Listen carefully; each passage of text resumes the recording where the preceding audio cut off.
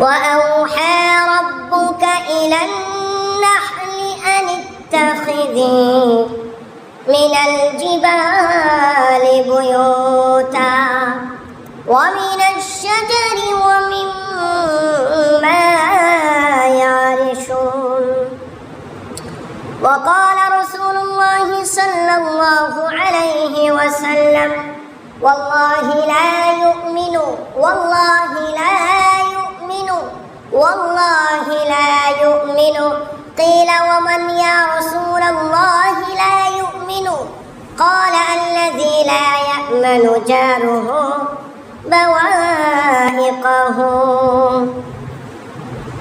صدق الله العلي العظيم وصدق رسول النبي الكريم نحن على ذلك من الشاهدين والشاكرين الحمد لله সম্মানিত মুআজ্জাজ মুসল্লিয়ান کرام আমরা খুতবার শুরুতে আল্লাহ পাক রব্বুল আলামিনের প্রশংসা জ্ঞাপন করি যে মহান আল্লাহ তাআলার অশেষ দয়া এবং মেহেরবানিতে আজকে আমরা আল্লাহ পাক রব্বুল আলামিনের ডাকে সাড়া দিতে পেরেছি তথা মসজিদে নামাজ আদায়ের জন্য আমরা সকলে আসতে পেরেছি এই জন্য বলি আলহামদুলিল্লাহ। হাজার লক্ষ কোটি দরুদ ও সালাম বর্ষিত হোক সাইয়্যিদুল কাওনাইন হযরত মুহাম্মদ মুস্তাফা সাল্লাল্লাহু আলাইহি ওয়াসাল্লামের উপর। সম্মানিত মুআজ্জাজ মুসল্লিয়ান کرام আমি আপনাদের সামনে আজকে সূরা নাহাল তেলাওয়াত করেছি।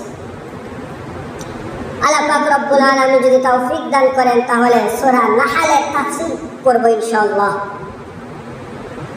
নাহাল শব্দের অর্থ হলো মধু পোকা, অর্থাৎ যে পোকাটি বিভিন্ন ফুল থেকে বিভিন্ন ফল থেকে মধু সংগ্রহ করে বেড়ায় তাকে বলা হয় মধু পোকা।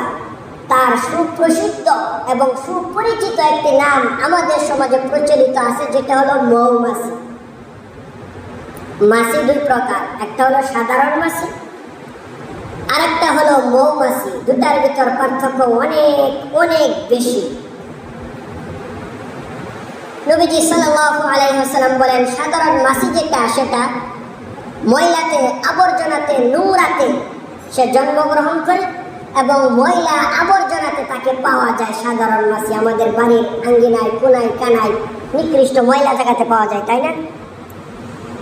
নবীজি সাল্লাল্লাহু আলাইহি ওয়াসাল্লাম সাহাবীদেরকে বলেন ও সাহাবীরা এই মাছির এক পাখাতে রয়েছে মারিদুন ওয়া আখারু শিফা এবং অন্য পাখাতে রয়েছে সুস্থতা। সুতরাং কোনো খাবারের ভিতর যদি মাছি সে যদি ডুব দেয় বা খাবার গ্রহণের জন্য আসে তাহলে জানা নাই সে তার পাখা থেকে কোন পাখাটি ওই খাবারের সাথে সে স্পর্শ করেছে।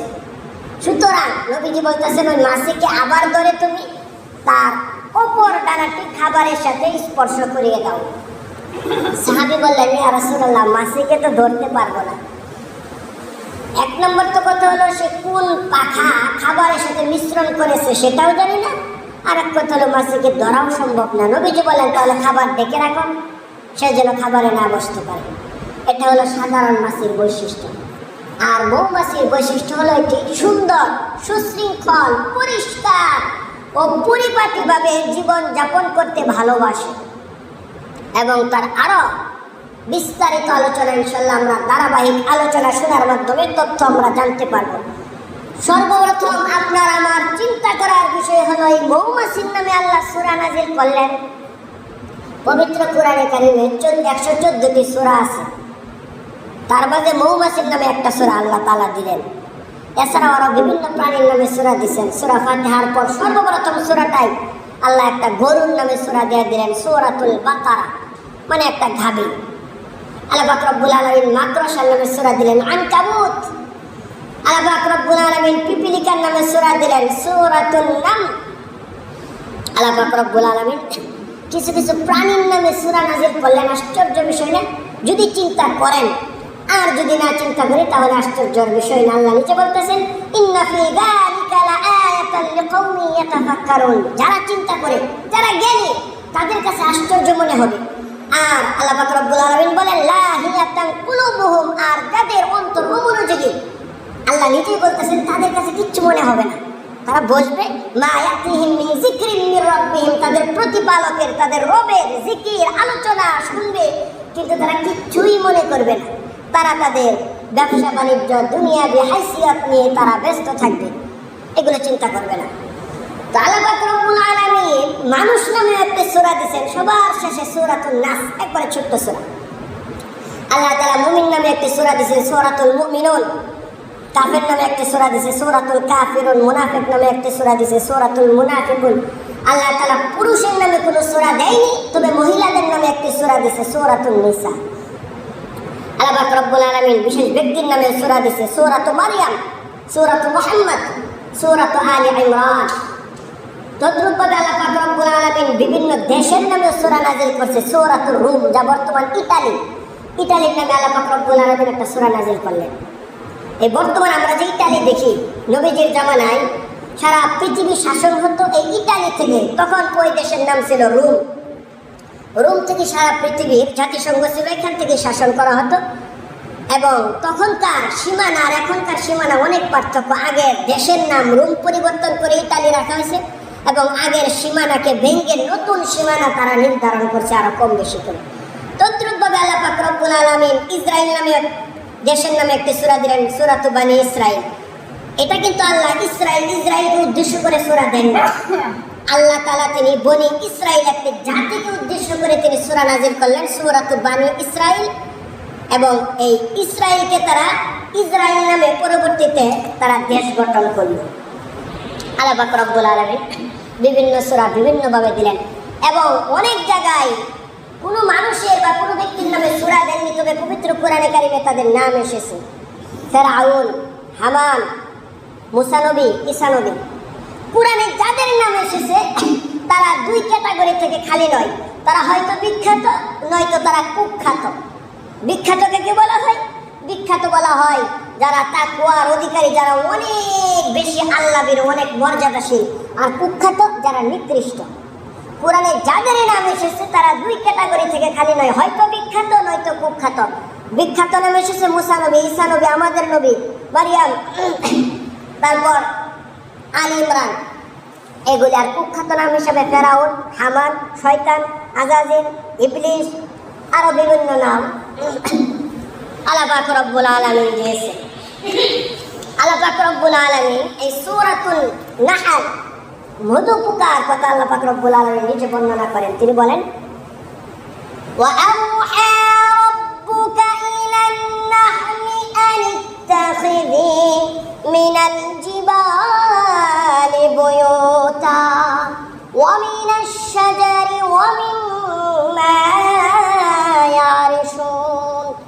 আল্লাহ পাক রব্বুল আলামিন সূরা নাহলের ভিতর বর্ণনা করেন, তিনি বলেন, আমি আল্লাহ তাআলা মৌমাছির নিকট ওহী নাযিল করলাম, সে যেন পাহাড় পর্বতে, বৃক্ষরাজিতে এবং উঁচু উঁচু জায়গাতে সে যেন বাড়ি তৈরি করে বসবাস করে। কি করলেন? ওয়া আওহা রাব্বুকা ইলান নাহল। আমি শুরুতেই বলেছি চিন্তা করতে হবে। আল্লাহ বলেন আমি মৌমাছির নিকট ওহী নাযিল করলাম। ওহী কার কাছে নাযিল করে? ওহী নাযিল করা হয়েছে বিশ্বনবী রাহমাতুল লিল আলামিনের উপর। ওহী নাযিল করা হয়েছে আদম নবীর উপর, ঈসা নবীর উপর তথা সমস্ত নবীদের উপর ওহী নাযিল করা হয়েছে। কিন্তু আল্লাহ পাক রব্বুল আলামিন বলতেছেন আমি আল্লাহ তাআলা এই মৌমাছির নিকট ওহী নাযিল করলাম। প্রাণী জগতে মাত্র একটি প্রাণীর কাছে আল্লাহ তাআলা ওহী নাযিল করলেন, সে যদি মানুষ হতো তাহলে মৌমাছি নবী হয়ে যেত। চিন্তা করার কথা। আল্লাহ কি করলেন? তার কাছে ওহী পাঠালেন। আল্লাহ বলতেছেন ওয়া আওহা, আমি পাঠালাম ওহী, রব্বুকা তোমার প্রতিপালক পাঠিয়েছে, ইলান নাহলি মৌমাছির দিকে।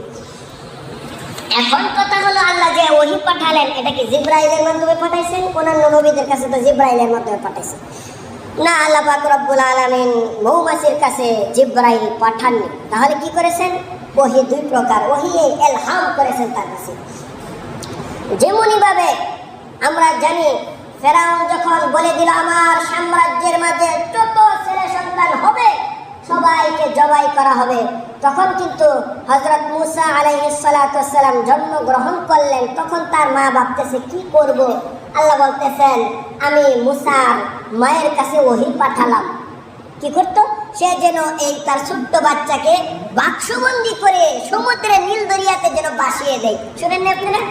এখন কথা হলো, আল্লাহ যদি মুসার মায়ের কাছে ওহী পাঠায় তাহলে সেও তো নবী হয়ে যাবে, কারণ আল্লাহর বিধান হলো যার কাছে ওহী সেই নবী। এখানে আল্লাহ পাক রব্বুল আলামিন জিবরাইল পাঠাননি, বরংস ইলহাম পাঠিয়েছেন। ইলহাম কি? ইলহাম বলা হয় মনের ভিতরে এক ধরনের ধারণা, তার মন বারবার সাক্ষ্য দেয় এই কাজটা আমার করতে হবে, নয়তো তার মনে শান্তি আসে না।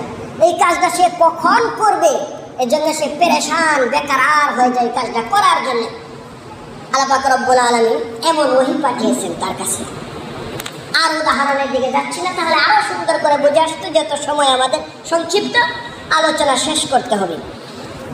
আল্লাহ পাক রব্বুল আলামিন বলেন ওহী পাঠালেন। আল্লাহ পাক রব্বুল আলামিন এই প্রাণীকে কত মর্যাদা দিলেন। আল্লাহ পাক রব্বুল আলামিন আরো বিশেষ বিশেষ প্রাণীকে মর্যাদা দিলেন।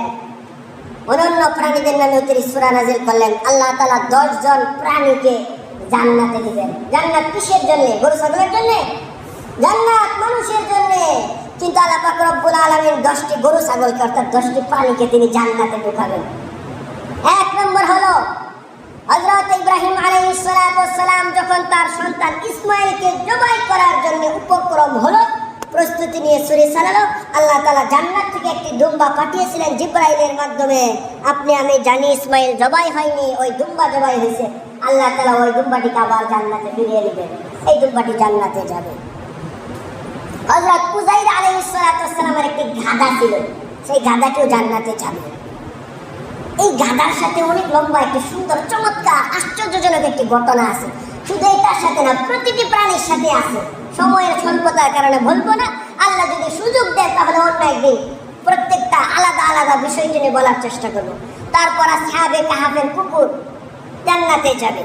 তারপর হযরত ঈসা আলাইহিস সালাতু ওয়াস সালাম যে মাছের পেটে ছিলেন জান্নাতে যাবে। হযরত ইব্রাহিম আলাইহিস সালাতু ওয়াস সালামের বাছুর জান্নাতে যাবে। হযরত সুলাইমান আলাইহিস সালাতু ওয়াস সালামের পাখি হুদহুদ আম কানা মিনাল গায়িবিন, যে হুদহুদ পাখি জান্নাতে যাবে। সূরাতুন নামলি মাক্কিয়া অর্থাৎ পিপিলিকা সূরা, পিপিলিকা সেই শুধুমাত্র ওই একটা পিপিলিকাই জান্নাতে যাবে। এরকম বিশেষ বিশেষ 10টি প্রাণী জান্নাতে যাবে। আল্লাহ পাক রব্বুল আলামিন তারপর বলেন সুম্মা কুলি মিন কুল্লিস সামারাতি ফাসলুকি সুবুলা রাব্বিকি যুলুলা। আল্লাহ পাক রব্বুল আলামিন বলেন অতঃপর আমি ইলহামের মাধ্যমে ওহীর মাধ্যমে মৌমাছিকে জানিয়ে দিলাম সে যেন বিভিন্ন ফুল থেকে ফল থেকে মধু সংগ্রহ করে। তারপর ফাসলুকি সুবুলা রাব্বিকি যুলুলা, সে যেন আমি আল্লাহ পাক রব্বুল আলামিনের নির্ধারণ করে দেওয়া রাস্তাতে সে যেন চলাচল করে, সে যেন চলমান হয়। ইয়াখরুজু মিন বুতুনিহা শারাব, অথবা তার পেট থেকে বের হয় বিভিন্ন রঙের পানীয় অর্থাৎ মধু বের হয়। আল্লাহ পাক রব্বুল আলামিন বলেন ফিহি শিফাউল লিন্নাস, আর এই মধুর ভিতর রয়েছে অনেক শেফা, অনেক রোগের আরোগ্য। কেমন আরোগ্য? চলেন হাদিসের দিকে যাই। নবী কি বলেন? নবীজি মধু সম্পর্কে একটা হাদিসে তিনি বলেন মধু এবং কালো জিরা হলো মৃত্যু ছাড়া সমস্ত রোগের ঔষধ। তাহলে উপকার আছে না? এছাড়া আরো অনেক উপকার আছে। নবীজি সাল্লাল্লাহু আলাইহি সাল্লাম মধু খুব বেশি পছন্দ করতেন। নবীজি সাল্লাল্লাহু আলাইহি সাল্লাম প্রতিদিন রাত্রে মধুর শরবত খেয়ে তারপর ঘুমাতেন, এবং এই মধুর শরবতটা বানাতো নবীর একজন স্ত্রী, তার নাম মনে হয় সম্ভবত মারিয়াম অথবা জয়নাব বিনতে জাহাশ ছিল। তার হাতের শরবত খেয়ে তারপর ঘুমাতেন, কারণ তার হাতের শরবত ছিল অনেক মজা। দেখবেন আল্লাহ পাক রব্বুল আলামিন এক একজন মহিলার হাতে এক এক রকম বরকত দিয়ে দিয়েছেন। কোনো কোনো মহিলা দেখবেন যদি আলু ভর্তা দিয়ে ডাল পাক করে খুব ভালো লাগে, অথবা যদি শুটকি মাছ রান্না করে খুব ভালো লাগে। আবার দেখা যায় অপর মহিলা গোশত রান্না করলেও পাক ভালো লাগে না, খাইতে মনে চায় না। আবার একজন শুটকি ভর্তা বানাইলো, শুটকি দিয়ে তরকারি রান্না খুব ভালো লাগলো, খাইতে খুব মজা লাগে। নবীজি ওই তার স্ত্রীকে বললেন যে তুমি প্রতিদিন আমাকে শরবত বানিয়ে দিবে। প্রতিদিন শরবত বানিয়ে দেওয়া হতো ঘুমের আগে। নবীজি এক এক দিন এক এক স্ত্রীর ঘরে ঘুমাতেন। অন্যান্য স্ত্রী হিংসা করতে লাগলো, বলতে লাগলো যে শরবত কি শুধু হ্যাঁ একাই বানাইতে পারে, আমরা কি বানাইতে পারি না? নবীজি কেন তার শরবতই খায়? তো এই কথা শোনার পর হযরতে এই কথা তারা বলা বলি করতে লাগলো। হযরত আয়েশা রাদিয়াল্লাহু তাআলা আনহার নেতৃত্বে তাদের স্ত্রীদেরকে নিয়ে একটি মিটিং করা হলো। যাই হোক, সময় সংক্ষিপ্ত, আমি ওইদিকে যাচ্ছি না। মিটিংয়ে কি হয়েছে আরেকদিন বলার চেষ্টা করবো ইনশাআল্লাহ। আল্লাহ পাক রব্বুল আলামিন বলতেছেন এটার ভিতরে শিফা দিয়েছেন। তারপর আল্লাহ বলেন ইন্না ফি যালিকা লাআয়াতান লিকাউমিন ইয়াতাফাক্কারুন। এই যে আমি মধুর ভিতর শিফা দিলাম, মধু কিভাবে তৈরি হয়েছে, যারা চিন্তাশীল তারা এটা নিয়ে চিন্তা করে, তারা গবেষণা করে। আর যে সমস্ত মানুষ চিন্তা না করে, অনেকে আছে তারা এগুলি নিয়ে চিন্তা ফিকির করে না। আল্লাহ পাক রব্বুল আলামিন বলতেছেন এটার ভিতর শিক্ষা আছে। এই মধু পোকা নিয়ে, মৌমাছি নিয়ে অস্ট্রেলিয়ার বিজ্ঞানী 1969 সালে গবেষণা করে নোবেল বিজয় পুরস্কার পেয়ে গেলেন। অনেক তথ্য দিয়েছেন, যেটা আপনি গুগলে ঢুকলে, ক্রোম ব্রাউজারে ঢুকলে, উইকিপিডিয়া সহ আপনি বিশ্বের আন্তর্জাতিক পেজগুলিতে, ওয়েবসাইটগুলিতে আপনি পেয়ে যাবেন। তো যেটা বলতেছিলাম, আল্লাহ পাক রব্বুল আলামিন অনেক শিক্ষা দিয়েছেন। এখান থেকে যেন আমরা শিক্ষা গ্রহণ করি। এই মৌমাছি থেকে কি শিক্ষা গ্রহণ করতে পারবো? অনেক শিক্ষা আছে। আমি আপনাদের সামনে আমার ক্ষুদ্র ব্রেন দ্বারা আমি ইনশাআল্লাহ 5টি শিক্ষা আমরা এখানে আলোচনা করব। আল্লাহ তাআলা যদি তৌফিক দান করেন, সকলে বলে আল্লাহুম্মা আমিন। 1 নম্বর শিক্ষা কি? আল্লাহ নিজে করে বলে দেন, ওয়া আউহা রাব্বুকা ইলান নাহলি আন ইত্তাখিযি মিনাল জিবালি বুয়ুতা। আল্লাহ পাক রব্বুল আলামিন বলেন, আমি আল্লাহ তাআলা মৌমাছিকে নির্দেশ দিলাম, একটি নির্দেশ, সে যেন পাহাড় পর্বতে অথবা গাছের কোনো বড় বড় মগ ডালে অথবা বাড়ির ছাদে অথবা উঁচু কোনো স্থানে সে যেন বাসা তৈরি করে বসবাস করে। সুতরাং হে নবী, আপনি আজ পর্যন্ত দেখবেন না কোনো মৌমাছি নিচে জায়গায় সে বাসা বানিয়েছে, এমন জায়গায় যেখানে এলাকার দুষ্ট ছোট ছোট পোলাপান হাত দিয়ে নাগাল পায় বা ঢিল মারলে লেগে পড়ে। একবারে নিচু জায়গায় মৌমাছি বাসা বানিয়েছে, এরকম কোথাও দেখছেন আজ পর্যন্ত? নাই, এরকম দেখা যায় না। আল্লাহ বলতেছেন, আমি আল্লাহ তাআলা মৌমাছিকে একটি আদেশ করলাম, সে যেন উঁচা জায়গায় বাড়ি বানিয়ে বসবাস করে। এই মৌমাছির নিকট আমি আল্লাহ পাক রব্বুল আলামিন আদেশ করার পর, যেদিন থেকে আদেশ করছি আজ পর্যন্ত এবং কিয়ামত পর্যন্ত কোনোদিন সে নিচু জায়গায় বাসা বাঁধবে না। আল্লাহ বলতেছেন, আমি আদেশ করলাম কয়টা? একটা। এবং একটা আদেশে সে মৃত্যু পর্যন্ত মেনে চলবে। তারপর আল্লাহ বলতেছেন, কিন্তু মানুষকে আদেশ করলাম 500 আদেশ। আল্লাহ পাক রব্বুল আলামিন এই পবিত্র কোরআনে কারিমে 6666 মতান্তরে একটু কম বেশি আয়াত নাযিল করলেন। এটার ভিতর 500টি আয়াত তিনি মানুষের হুকুম, আহকাম, বিধি বিধান, নামাজ পড়ো, না পড়লে এটা হবে, পড়লে এটা হবে, রোজা রাখো, না রাখলে এটা হবে, বিধি বিধান যাকে বলা হয় 500টি দিলেন। আল্লাহ বলতেছেন 500 আয়াত নাযিল করলাম, কোনো মানুষই মানতে চায় না, তারা মানতে নারাজ। চিন্তা করেন, আমি গত সপ্তাহে আলোচনা করেছিলাম, শয়তান মাত্র একটি সাজদা দেয়নি, যার কারণে আল্লাহ তাআলা তাকে কি করলেন? মুআল্লিমুল মালায়েকা থেকে নামিয়ে তাকে ইবলিসের কাতারে নামিয়ে দিলেন। সাজদা কয়টা দিছে না? মাত্র একটা। আর আপনি আমি এরকম সাজদা প্রতিদিন 5 ওয়াক্ত নামাজে কতগুলি দেই না? তাহলে কি শয়তানিকে শয়তান, নাকি আমরা আরো বড় শয়তান? যার কারণে শয়তান যখন চ্যালেঞ্জ করেছিল, আল্লাহ তাআলা তার পরিপ্রেক্ষিতে আল্লাহ বলেছিলেন, লাআমলা আন্না জাহান্নামা মিনকুম আজমাইন। আল্লাহ বলেছিলেন, ও শয়তান, তুমি সহ দুনিয়ার যত শয়তান আছে প্রত্যেককে দ্বারা আমি আমার জাহান্নামকে পরিপূর্ণ করে ফেলব। তো যেটা বলতেছিলাম, আল্লাহ তাআলা বলেন, আমি মৌমাছির নিকট ওহী নাযিল করার পর মৌমাছি মেনে চলতেছে, মানুষ মেনে চলে না। তারপর আল্লাহ বলতেছেন, শুধু মৌমাছি না, সবাই মানে। আল্লাহ বলেন, আফাগায়রা দীনিল্লাহি ইয়াবগুনা ওয়া লাহু আসলামা মান ফিস সামাওয়াতি ওয়াল আরদ।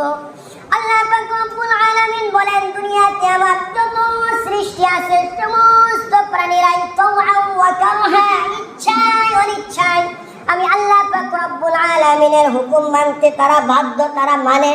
আশ-শামসু ওয়াল কমারু বিহুসবান। আল্লাহ পাক রব্বুল আলামিন বলেন, মানুষের মাথার উপর ওই সূর্য চন্দ্র তারা নির্দিষ্ট সময় অনুযায়ী তারা প্রস্তাবিত হয়, পরিবর্তন হয়। আল্লাহ বলতেছেন, সূর্য চন্দ্র যেদিন বানালাম, একটা হুকুম দিলাম, কিয়ামত পর্যন্ত মানবে, মানে না শুধু মানুষ। আল্লাহ তারপর বলেন, ওয়াল আনআমা খালাকাহা লাকুম ফিহা দিফউ ওয়া মিনহা তাকুলুন। আল্লাহ পাক রব্বুল আলামিন বলেন, আমি মানুষদেরকে চতুষ্পর্যন্ত দিলাম, এখান থেকে রেখে তারা খাবার সংগ্রহ করে খাবার খায়, কিন্তু একটা চতুষ্পর্যন্ত আজ পর্যন্ত তাদের বিরুদ্ধাচরণ করে না। ওয়ালাকুম ফিহা জামালুন হিনা তুরিহুনা ওয়া হিনা তাসরাহুন। আল্লাহ পাক রব্বুল আলামিন বলেন, মানুষগুলো পশু পাখি দেখে সৌন্দর্য উপভোগ করে, কেউ তাদের ক্ষতি করে না। আচ্ছা দেখেন, হাতির উপর একটা ছোট্ট বাচ্চা বসে থাকে, হাতি যদি ইচ্ছা করে এই ছোট বাচ্চা সহ পুরো বাজার আমি ভেঙে ফেলবো, পারবে না? কিন্তু হাতি কি সচরাচর এরকম করে? হঠাৎ দু একটা অবিচ্ছিন্ন ঘটনা পাওয়া যায়। আল্লাহ পাক রব্বুল আলামিন বলেন, আমি হাতি সহ সমস্ত প্রাণীদেরকে মানুষের আনুগত্যের জন্য আমি বলে দিলাম, আমি যে সমস্ত প্রাণী বানালাম কোনো প্রাণী আমার অবাধ্যতা হয় না। আমি আল্লাহ পাক রব্বুল আলামিন যে নির্দেশ দিলাম কিয়ামত পর্যন্ত তারা সেই নির্দেশ মেনে চলবে। শুধু তাই না, ওয়া তাহমিলু আযকালাকুম ইলা বালাদিন লাম তাকুনু বালিগিহি ইল্লা বিশিক্কিল আনফুস। আল্লাহ পাক রব্বুল আলামিন বলেন, এই সমস্ত গরু দিয়ে বলদ দিয়ে তোমরা হাল চাষ করাও, কিচ্ছু করে না তোমাদেরকে। আর বলদ দুটা যদি খেপে যায় তাহলে আমাদেরকে কি একদম ক্ষেতের ভিতরে পাড়ায়া গুতায়া শেষ করে ফেলতে পারবে না? আল্লাহ বলতেছেন, কিচ্ছু করবে না তোমাদেরকে। কেন করবে না? আমি হুকুম দিয়েছি, আমার হুকুম তারা মানতে বাধ্য, যার কারণে তারা করবে না। আল্লাহ বলেন, ওয়া হুয়াল্লাযী আনশাআকুম ওয়া জাআলা লাকুমুস সামআ ওয়াল আবসারা ওয়াল আফইদা। সবাই মানে না শুধু মানুষ। আল্লাহ বলেন, মানুষকে মানার না মানার দুইটাই স্বাধীনতা দিয়েছি, এবং দুইটি স্বাধীনতার আমি দিকে লক্ষ্য করে দুটি দলের নাম দিয়েছি। একটার নাম হলো উলাইকা হিজবুল্লাহ, আল্লাহর দল, আর একটা হলো হিজবুশ শাইতান, শয়তানের দল। যারা আমার হুকুম মানবে তারা হবে আল্লাহর দল। আলা ইন্না হিজবাল্লাহি হুমুল মুফলিহুন, যারা আল্লাহর দল হবে তারাই হবে সফল কাম। আর যারা হবে হিজবুশ শাইতান, শয়তানের দল, আল্লাহ বলতেছেন, আলা ইন্না হিজবাল্লাহি হুমুল খাসিরুন, খাসারা ইয়াখসুরু, মানে ক্ষতিগ্রস্ত। আল্লাহ বলতেছেন তারাই হবে ক্ষতিগ্রস্ত। লাআন্না জাহান্নামা মিনকুম আজমাইন, এবং তাদেরকে দ্বারা আমি আল্লাহ তাআলা জাহান্নামকে পরিপূর্ণ করে ফেলবো। আল্লাহ বলতেছেন, যেরকম ভাবে স্বাধীনতা দিলাম দুইটা, দলের নামও দিলাম দুইটা, আল্লাহ বলতেছেন মৃত্যুর পরে আমি দুইটা দল নির্ধারণ করব। এক নম্বর দলের নাম হবে ফারিকুম ফিল জান্নাত, জান্নাতি দল, আর একটা হবে ওয়া ফারিকুম ফিস সাঈদ, আই ফারিকুম ফিন নার, আই ফিল জাহান্নাম, অর্থাৎ আর একটি দলের নাম হবে জাহান্নাম। আল্লাহ পাক রব্বুল আলামিন বলতেছেন, যারা মানলো আমার হুকুম তারা জান্নাত, যারা মানলো না তারা কোথায় চলে যাবে? আল্লাহ বলতেছেন তারা জাহান্নামে চলে যাবে। দুই নাম্বার শিক্ষা কি? আল্লাহ পাক রব্বুল আলামিন বলেন, ফাসলুক ফিহা সুবুলা। আল্লাহ পাক রব্বুল আলামিন বলতেছেন, আমার বলে দেওয়া নির্দিষ্ট রাস্তা দিয়ে তারা যাতায়াত করে, এর বাহিরে তারা যায় না। এর ব্যাখ্যা কি? আল্লাহ পাক রব্বুল আলামিন তাদেরকে বলে দিয়েছেন যে তোমরা পবিত্র জায়গা থেকে মধু সংগ্রহ করবে, আবার তোমরা মধু নিয়ে পবিত্র জায়গাতে চলে আসবে তোমাদের বাসায়। কখনো অপবিত্র জায়গা থেকে মধু সংগ্রহ করা যাবে না, অপবিত্র জায়গাতে যাওয়া যাবে না।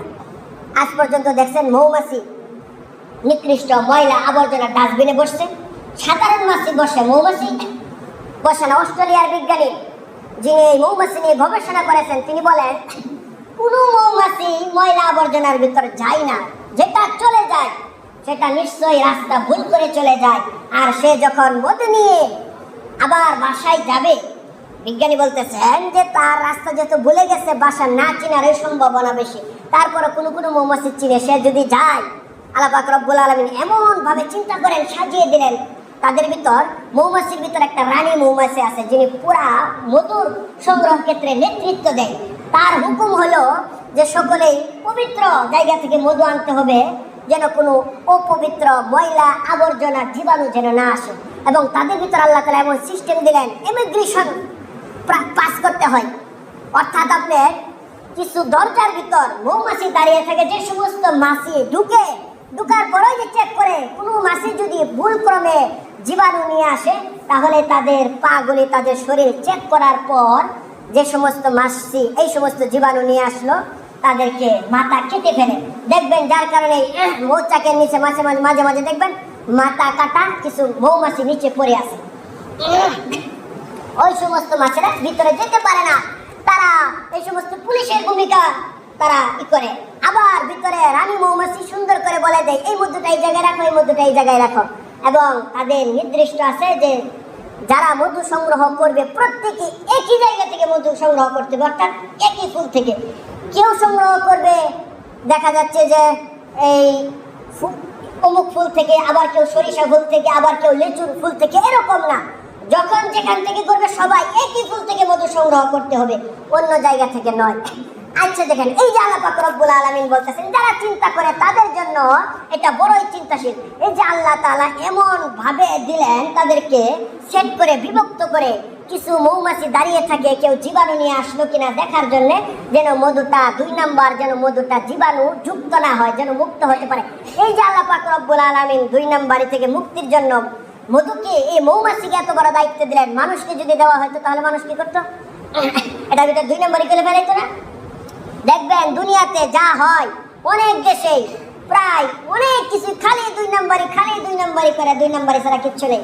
যার কারণে দেখবেন মধু কোনো ব্যক্তি বানাতে পারে না, যেটা বানায় এটা 2 নাম্বার। বিস্কুট বানাতে পারি আমরা, জুস বানাতে পারি, মধু বানাতে পারি, মধু মৌমাছি বানায় আমরা নিয়ে আসি। ঘটনা মনে পড়ে গেল, এক ব্যক্তি এক দেশে বসবাস করে, ইবরাত ওয়াকিআর ভিতর আশরাফ আলী থানভী রাহমাতুল্লাহি আলাইহি এর ভিতর পড়েছিলাম। ওই গ্রামের ভিতর, ওই দেশের ভিতর যা আছে সব 2 নাম্বার। তো এক ব্যক্তি এই 2 নাম্বারে জিনিস খায়া 2 নাম্বারি করতে করতে সে ব্যক্তি অনেক বিরক্ত হয়ে গেল। বিরক্ত হইতে হইতে এক পর্যায়ে সে মনে মনে সিদ্ধান্ত নিল এই 2 নাম্বার দুনিয়ার, এই 2 নাম্বার বাজারে, 2 নাম্বার খাদ্যের ভিতরে থাকা সম্ভব না, যে আমি আত্মহত্যা করব, মরে যাব। সে বিষ পান করলো মৃত্যুবরণের জন্য। কয়েক ঘন্টা চলে গেল, সে মরে না। কারণ কি? পরবর্তীতে সে বুঝতে পারলো বিষটাও 2 নাম্বার ছিল, যার কারণে মরতে পারিনি। আল্লাহ পাক রব্বুল আলামিন বলতেছেন এই মধু যেন 2 নাম্বার না হয়, সেজন্য আমি আল্লাহ পাক রব্বুল আলামিন এমন জিনিস ফিট করলাম। তারপর এই মৌমাছি, সে বিজ্ঞানীরা বলেন তার মধুচাক থেকে প্রায় 10 থেকে 15 কিলোমিটার 12 কিলোমিটার দূরে পর্যন্ত যেতে পারে এবং আবার সুন্দর করে সে বাসায় চলে আসে। শুধু তাই নয়, সে যেখানে মধু পাইলো, ফুলের রস পাইলো, সেই জায়গায় যাওয়ার পর ওই 12 কিলোমিটার দূর থেকে আবার সে বাসায় আসে না। সে কি করে? মৌমাছির মাথার ভিতর ইঞ্জিনিয়ারের মতন সুন্দর 2টা পশমের মতন আছে, ওইগুলি পদার্থ দিয়ে সে সূর্যের দিকে তাকিয়ে মুখ দিয়ে এক রকমের আওয়াজ করে। বিজ্ঞানীরা বলেন আওয়াজ করার পর ওই যে আর বাকি যে সমস্ত মৌমাছি আছে, এই আওয়াজ আল্লাহ পাক রব্বুল আলামিন সূর্যের আলোর মাধ্যমে তাদের কাছে পৌঁছে দেয়। আর এই ডাকে শুনে প্রত্যেকটি মৌমাছি এখানে চলে আসে। কারণ কেউ সরিষা ফুল থেকে মধু নিবে, কেউ লেচু ফুল থেকে, এরকম যেন না হয়, প্রত্যেকে যে কোনো নির্দিষ্ট একটা ফুল থেকে নিতে হবে। এই যে দেখেন তাদের ভিতরে এত সুন্দর শৃঙ্খলা কে দিলেন? আল্লাহ পাক রব্বুল আলামিন বললেন এই যে পবিত্র তারা জিনিস নেয়, পবিত্র মধু নেয়, তার ভিতরে অপবিত্র জীবাণু হয় না। আল্লাহ পাক রব্বুল আলামিন বলেন এর দ্বারা আমি মানুষদেরকে মেসেজ দিয়ে দিলাম কি, ইয়া আইয়ুহাল্লাযীনা আমানু কুলু মিন তাইয়্যিবাতি মা রাযাকনাকুম, মানুষগুলি তোমরা হালাল রিজিক অর্জন করো, হালাল রিজিক খাও, তোমরা কখনো হারাম ভক্ষণ করবে না, তোমাদের পেটে যেন জীবাণু হারাম না যায়, সেজন্য আমি মৌমাছির মাধ্যমে সিস্টেম করলাম। এবং তোমরাও হারাম খেও না, হারাম খেয়ে যদি নামাজ রোজা করো কিচ্ছু কবুল হবে না। বর্তমানে আমরা হারামের দিকে দৌড়াই। নবীজি বলেন লা ইয়াদখুলুল জান্নাতা জাসাদুন গুদিয়া বিল হারাম, যে ব্যক্তি হারাম খাবে সেই ব্যক্তি কোনোদিন জান্নাতে প্রবেশ করতে পারবে না, সে অবশ্যই জাহান্নামে প্রবেশ করবে। নবীজি সাল্লাল্লাহু আলাইহি ওয়াসাল্লাম বলেন মানুষ দুনিয়ায় পিছনে ছুটে একদম বেকার হয়ে গেছে, কিভাবে সে সম্পদ অর্জন করবে। মানুষ মনের ভিতর লোভ জেগে গেছে, মানুষ খালি চিন্তা করে তার 5তলা বিল্ডিং আমার কেন নাই, সে এত সুন্দর চলে, আমি কেন চলতে পারি না, এগুলো চিন্তা ফিকির করে। অথচ নবীজি সাল্লাল্লাহু আলাইহি ওয়াসাল্লাম বলেন মানুষের উচিত হলো সে যেন নিচ দিকে তাকায়, উপরের দিকে না তাকায়। সে সবসময় নিচের দিকে তাকাবে আর মনে মনে চিন্তা করবে আল্লাহ তার থেকে আমাকে কত ভালো রেখেছে। এক সাহাবী নবীজির কাছে আসলেন মসজিদে নববীতে। আসার পর বললেন ইয়া রাসূলুল্লাহ, এই যে আমার 2টা পা দেখেন, মদিনার এই পথে এই বালু উত্তপ্ত গরমের কারণে আমার চলাফেরা করতে খুবই কষ্ট হয়, পায়ের ভিতর ঠুসকা পড়ে যাচ্ছে, আপনি কি আমার জন্য এক জোড়া জুতা, এক জোড়া স্যান্ডেলের ব্যবস্থা করা যায় না? নবীজি বললেন ঠিক আছে, আমি ব্যবস্থা করতেছি। এখান থেকে 3 কিলোমিটার দূরে অমুক সাহাবীর সাথে তার বাড়ি থেকে দেখা করে আসো, তারপর তুমি জুতা নিয়ে যেও। ওই সাহাবী গেলেন 3 কিলোমিটার দূরে, ওই সাহাবীর বাড়িতে গিয়ে দেখেন বাড়ির উঠানে সাহাবী বসে আছেন চেয়ারের মাঝে, তার একটা পা নাই।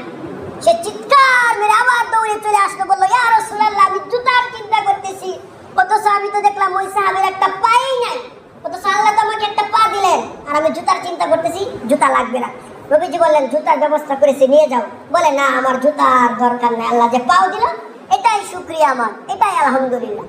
তো এই জন্য সবসময় কি করতে হবে, নিচের দিকে তাকাতে হবে, উপরের দিকে তাকালে লোভ হিংসা বাড়বে। আল্লাহ পাক রব্বুল আলামিন। এখন আলোচনা করবে 3 নাম্বার এবং 4 নাম্বার।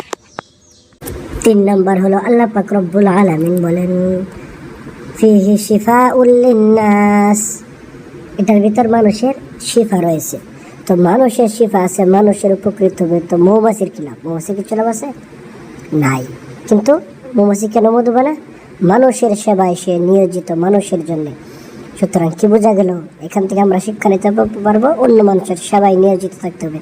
আল্লাহ তাআলা বলেন কুনতুম খায়রা উম্মাতিন উখরিজাত লিন-নাসি তা'মুরুনা বিল মা'রুফি ওয়া তানহাউনা আনিল মুনকার। আল্লাহ পাক রব্বুল আলামিন বলেন মানুষকে সৃষ্টি করা হয়েছে, উত্তম মানুষ হিসেবে সৃষ্টি করা হয়েছে, তারা যেন অন্যের কল্যাণে নিয়োজিত হয় সেই জন্যে।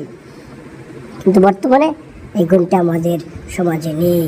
বরং মানুষ একজন অপরজনকে পছন্দ করে না, সেবায় নিয়োজিত তো দূরের কথা, সারাক্ষণ চিন্তা করে কে কাকে কোন দিক দিয়ে ক্ষতি করা যায়। বর্তমানে সবাই সবার শত্রু, বিশেষ করে আপনজন আরও বেশি শত্রু, ভাই ভাইয়ের শত্রু। পৃথিবীতে মনে হয় ভাই ভাইয়ের সবচেয়ে বড় শত্রু, কিন্তু বিষয়টা এরকম থাকার কথা ছিল না। তবে হ্যাঁ, অনেক মানুষ আছে ভাই ভাইয়ের জীবন দিয়ে ভালোবাসে, কিন্তু কিছু কিছু মানুষ এরকম আছে জমি জমা এগুলা নিয়ে ভাই ভাইকে পছন্দ করে না। পিতা সন্তানকে হত্যা করে, সন্তান পিতাকে মেরে ফেলা, হত্যা করে। নবীজি বলেছেন এটা হলো কিয়ামতের আলামত। তাহলে কি মনে হয় এরকম হচ্ছে না? প্রায় প্রতিনিয়ত খবরের কাগজে, টিভির চ্যানেলে এগুলি খবর দেখবেন, কিয়ামতের আলামত চলে আসছে। এটাগুলো আপনজন। আর দূরের আত্মীয় প্রতিবেশী, তারা তো আরও বেশি দেখা যায় একজন অপরজনকে পছন্দই করে না।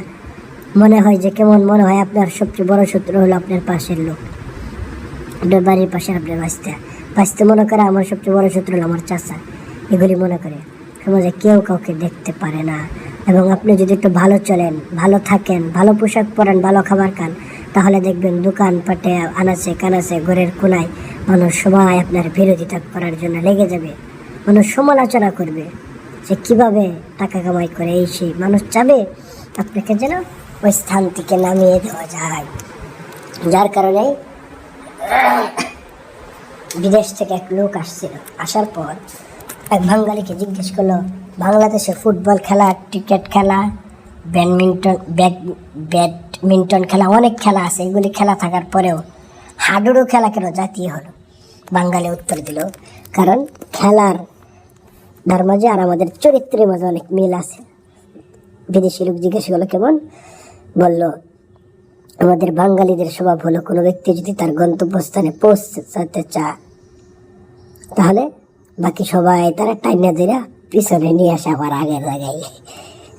তো হাডুডু খেলার নিয়ম হয়ে সে যখন একজন তার গন্তব্যস্থানে যেতে চাইবে, বাকি সবাই তাকে টেনে এসে আবার আগের জায়গায় নিয়ে আসবে। এই জন্য আমাদের চরিত্রের দিকে লক্ষ্য করে এই জাতীয় খেলা হাডুডু করে করা হয়েছে, নির্ধারণ করা হয়েছে। কিন্তু এটা চরিত্র হওয়ার কথা ছিল না। প্রতিবেশীর সাথে ভালো ব্যবহার করার দরকার ছিল।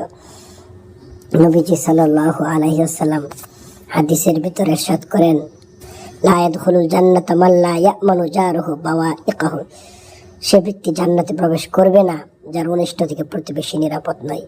নবীজি সাল্লাল্লাহু আলাইহি ওয়াসাল্লাম একদিন মসজিদে নববীতে ঢুকলেন। হঠাৎ করে তিনি চিৎকার করে বললেন আল্লাহি লা ইউমিনু, আল্লাহি লা ইউমিনু, আল্লাহি লা ইউমিনু, 3 বার বললেন।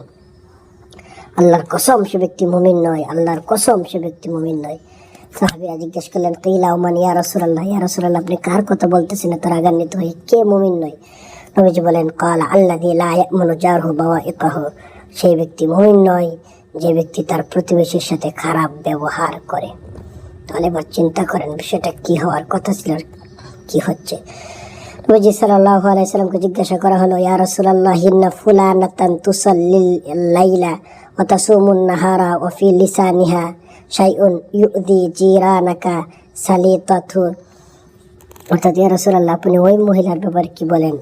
আমাদের গ্রামের একজন মহিলা 5 ওয়াক্ত নামাজ পড়ে, তাহাজ্জুদ পড়ে, নফল নামাজ পড়ে, হজ করে, যাকাত দেয়, সব করে, কিন্তু সে প্রতিবেশীকে কষ্ট দেয়। নবীজি বললেন হিয়া ফিন্নার, সে জাহান্নামী। আবার এক সাহাবী বলেন, ইয়া রাসূলুল্লাহ, আপনি ওই মহিলার ব্যাপারে কি বলেন, যে মহিলা শুধুমাত্র ফরজ নামাজ আদায় করে, ফরজ কাজগুলি করে, হারাম কাজ করে না, তবে সে তাহাজ্জুদ পড়ে না, সে নফল কাজ করে না, সে এত কিছু দান সদকাতে আমল করতে পারে না, শুধুমাত্র ফরজগুলি করে, হারাম থেকে বেঁচে থাকে, কিন্তু প্রতিবেশীর সাথে ভালো ব্যবহার করে। নবীজি বলেন, হিয়া ফিল জান্নাহ, সে অবশ্যই জান্নাতে যাবে। তাহলে চিন্তা করেন, আমাদের প্রতিবেশীর সাথে ভালো ব্যবহার হওয়ার কথা ছিল, আর আমরা কি করি? প্রতিবেশী বিপদে বললে আর আমরা হাসাহাসি করি। প্রতিবেশী যদি বিপদে পড়ে একজন আর একজনের কাছে টাকা চায়, তাহলে কেউ তাকে টাকা দিতে চায় না। তবে হ্যাঁ, কিছু মানুষ আছে টাকা নেওয়ার পর আর দেয় না, কর্জা নেওয়ার পর আর দেয় না। তো তারপরও যদি কেউ চায়, যদি সে তার অভ্যাস এরকম খারাপ থাকে, নেওয়ার পর আর দেবে না, তাহলে তাকে দেওয়া না দেওয়া দুটি আপনার ইচ্ছা আছে। তবে কোনো ব্যক্তি যদি এরকম হয়, সৎ ভালো, সে অভাবে পড়ে আপনার কাছে টাকা কর্জা চাচ্ছে, সে আবার দিয়ে দিবে সময় মতন, তাহলে আপনি যদি তার উপকার করেন, নবীজি সাল্লাল্লাহু আলাইহি সাল্লাম এই ব্যাপারে আপনার জন্য হাদিস বর্ণনা করেন।